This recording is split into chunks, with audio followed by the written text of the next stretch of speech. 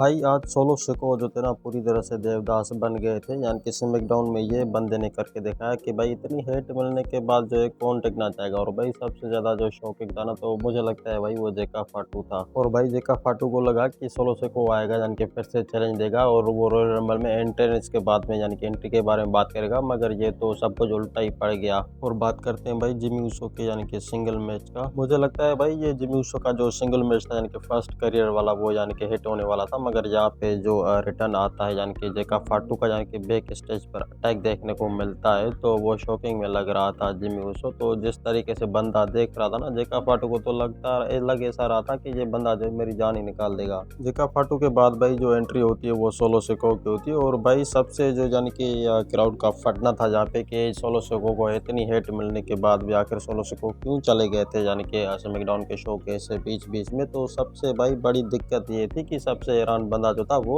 जेका फाटू था। वो भाई इस तरह से इमोशनल हो रहा था कि अब ये देखो बंदा इसने पता नहीं क्या कुछ कर दिया, क्योंकि मुझे बताए बगैर जो है अब ये प्लानिंग कर रहा है। तो उस हिसाब से तो यहाँ पे एंग्री हो गया था जेका फाटू और उसने बता दिया था भाई कि अब देखो ऐसी कोई इतनी बड़ी हेट मिलने के बाद जो बंदे को शर्म आती वो आती वो तो ऑफकोर्स चला जाएगा, मगर मैं तुम सबको साबित करके दिखाऊंगा कि तो कि असली जो ब्लड लाइन है वो स्मैकडाउन की वो हम ही है, यानी कि रियल ट्राइबल चीफ वाली ऐसी कुछ अचीवमेंट दिखाने दिखाने के लिए। और उसके बीच भाई जेका फाटू के ऊपर अटैक कर देते हैं एलए नाइट। एलए नाइट को आपको तो पता होगा कि नेक्स्ट स्मैकडाउन के शो में किस तरीके से यानी कि जेका फाटू ने एलए नाइट का जो जबड़ा जबड़ा तोड़ दिया था, ठीक ही वैसे ही अटैक किया था एलए नाइट ने जेका फाटू के ऊपर। और भाई आज का ये जो सीन क्रिएट हुआ ना, बिल्कुल स्मैकडाउन में बहुत यानी कि हिट हुआ था जब ब्रॉन स्ट्रोमन आए थे और उस मोस्टर के सामने आए थे जेका फाटू के सामने। तो भाई क्राउड की जो हील थी ना वो एकदम से फट रही थी कि अब इन दोनों की जो मोस्टर की जो मैच देखने को मिलेगी, तो वो किस तरीके से यानी कि स्मैकडाउन के ऊपर रिएक्शन लेकर आएगी। ये भाई सबसे बड़ी जो थी ना मूवमेंट थी आज के स्मैकडाउन के ऊपर। पर भाई पता नहीं क्यों उन दोनों का जब मुकाबला होता तो मुझे लग रहा था कि जेका फाटू जो है आसानी से वो कुचल सकते थे ब्रॉन स्ट्रोमन को, क्योंकि देखो वो बंदा जो अभी तक हील कैरेक्टर जैसा